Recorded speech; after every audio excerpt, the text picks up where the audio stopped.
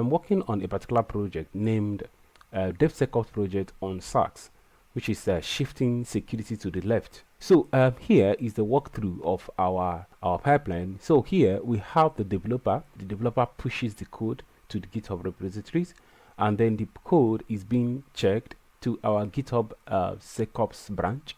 So it's being scanned by our Git action, trigger the Git action. The Git action retrieve the secret from GitHub secret, and then use it to scan for a node build.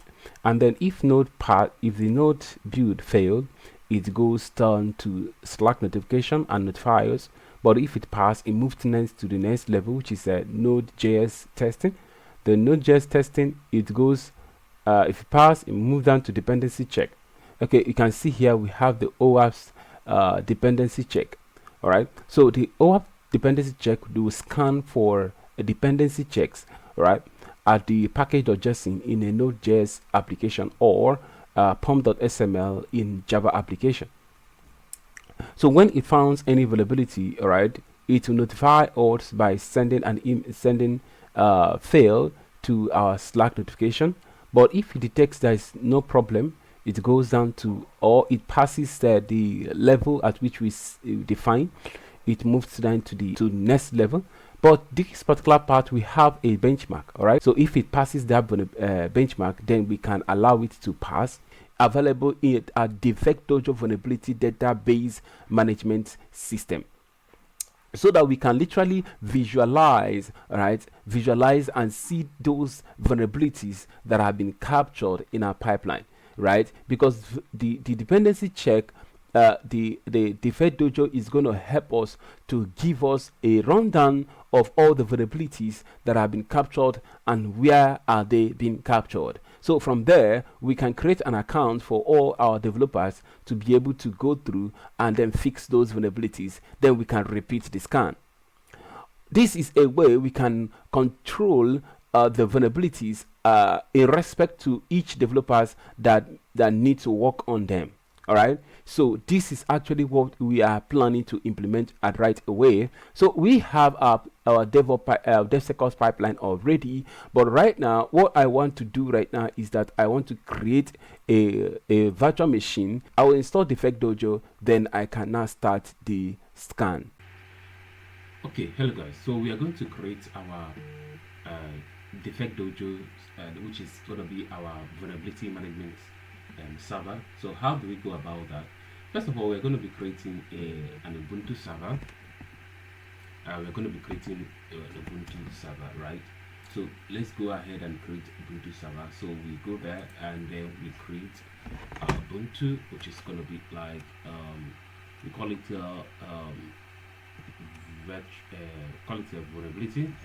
vulnerability management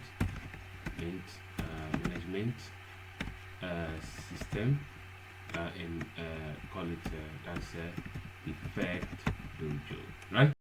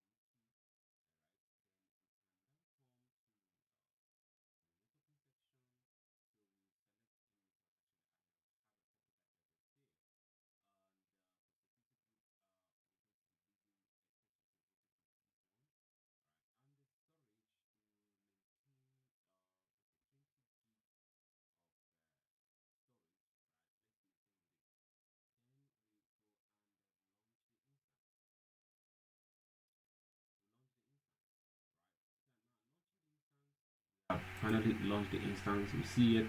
So this is the virtual machine here, right? So here it is. So look at the public IP address of the virtual machine. We copy that, and when we go to connect, we'll see the host name is what, Ubuntu. Then we can open a mobile extam. We open my mobile extam.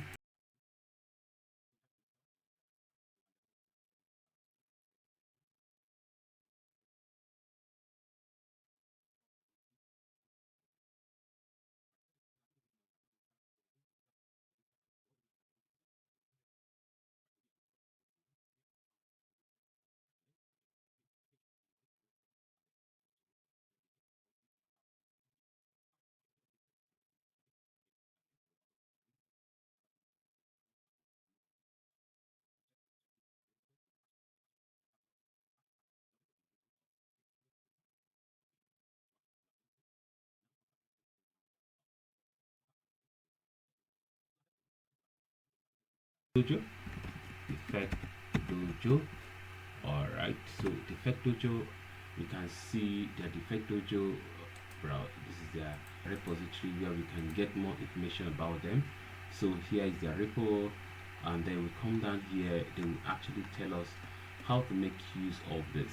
Right. So if you want to confirm to verify them, you can go to Open Source Security Index. So Open Source Security Index will tell you most of the open source tools that we can see here. Right, see, these are the most popular and fastest growing open source security project on GitHub.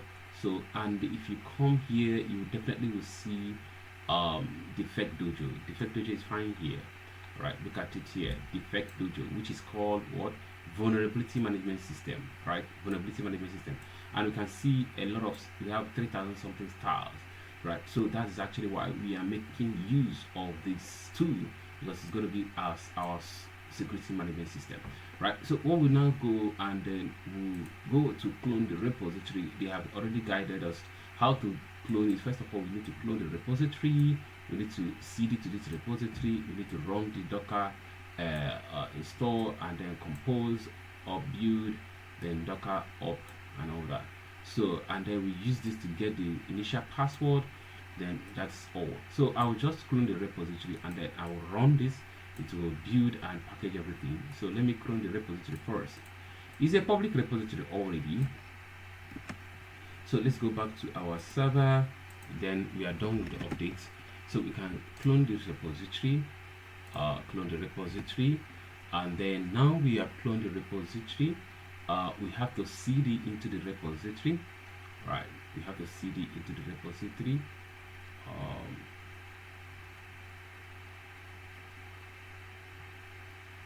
Alright, so let's check again. Cd into the repository and then check for installable tools. But we need to first of all install Docker. We have not installed Docker yet. Right, let us install Docker. Let's install Docker. Sudo apt install docker.io, and also install docker compose --y. It will install these two things for me, and then we are ready for the deployment. Right, and there are one more things we need to do after the installation of the Docker. One more thing we need to do is that we need to give this user, or you can see Docker ps, we don't have permission, so we need to do a sudo apt sudo user user mode. You have to put user mode -ag,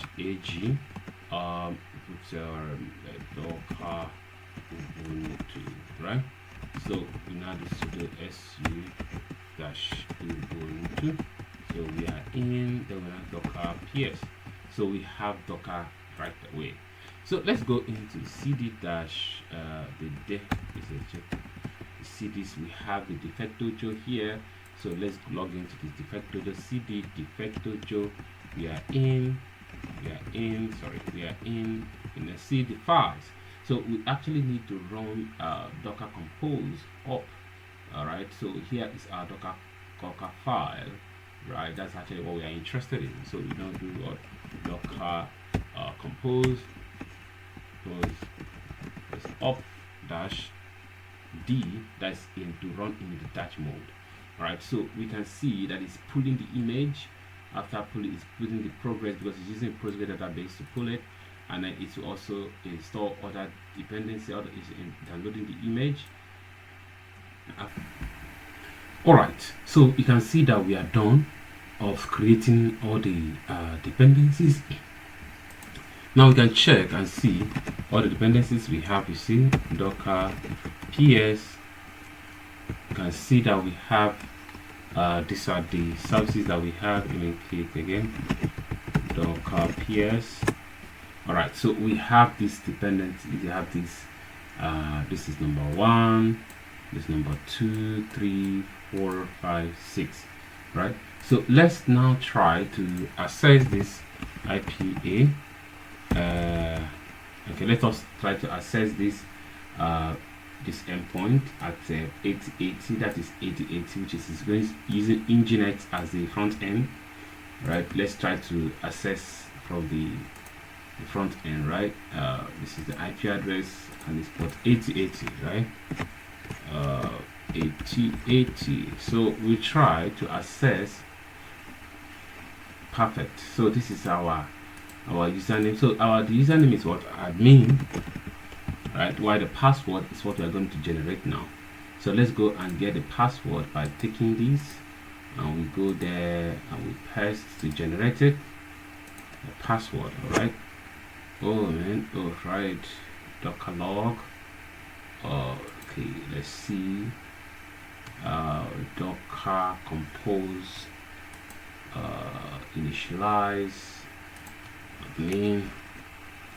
All right. Docker dash.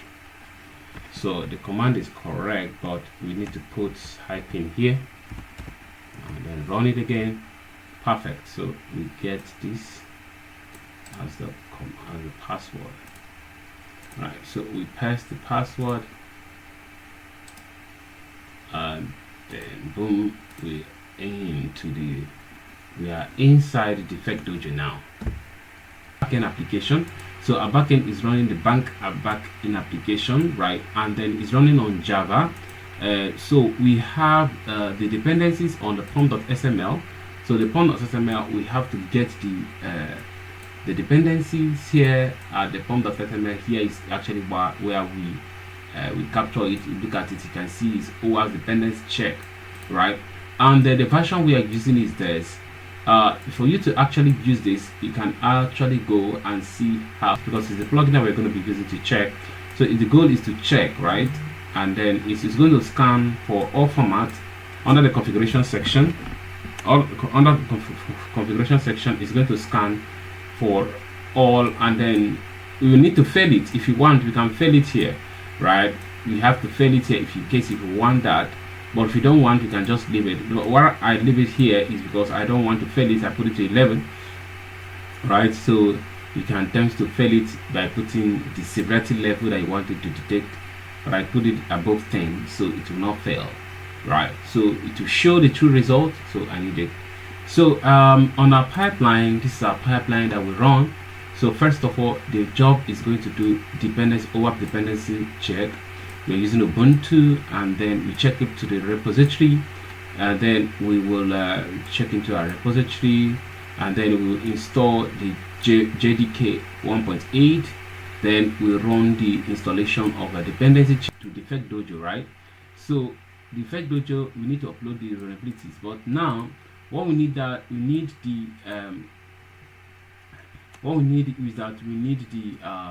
we need a Python script that is going to look at the Python script, right? Bash script, all right? That is going to help us to upload the vulnerabilities to DefectDojo, right? So what I'm going to do here is that I need to get the username and password of DefectDojo, or this thing is admin. All right, let's maintain this, all right? And then let's now try to upload and push the code. That's git add dot git commit dash m updated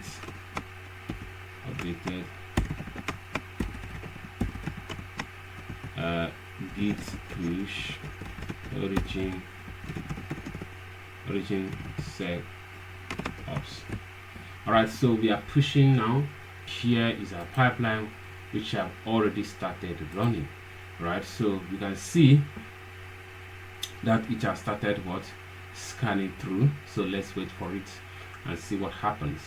All right, so it's actually doing our Malvin build and Malvin scan, right? It's going to definitively check the installation, and then after that it will do the upload. All right, so let's okay, now look at it now. Is going to downloading from the central, downloading from the NVI API. It's using it to download about 5,844 records. So the record is what is going to use to scan our code and check if there is any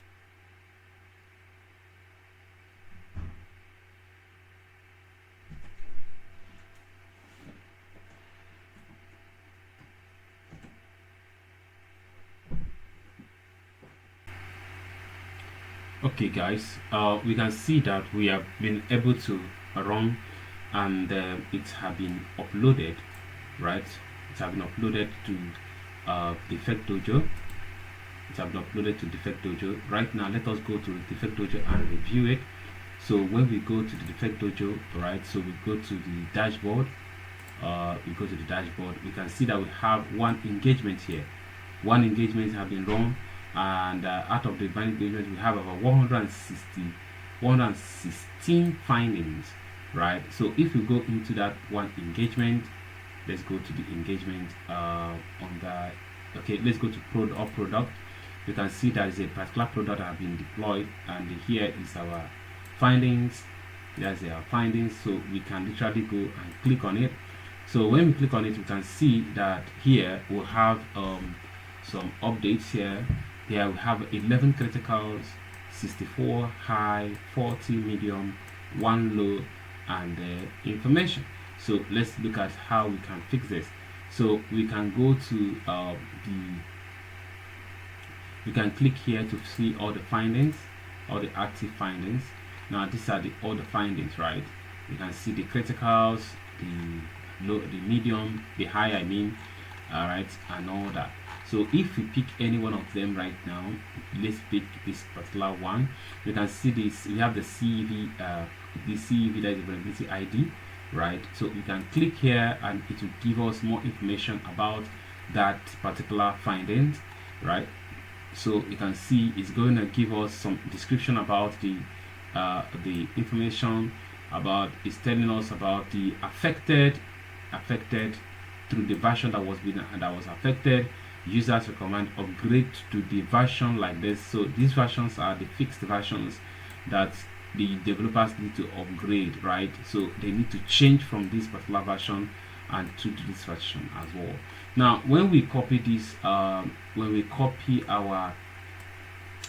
the CVE code, and then we go to our NVD, right? Let's go to NVD. We can search for the vulnerabilities at the NVD level, or possibly we can go to yes, we can search it from the NVD level. So we click here and paste that vulnerability here, and then we click to search. Then we can search, and we are seeing the vulnerabilities here. Look at it here. So this is the vulnerability that was discovered. It's from Apache Software Foundation, right? Now if you open that, it will bring us to this point, so we can see those information that we are uploading. This information, look at this information right here.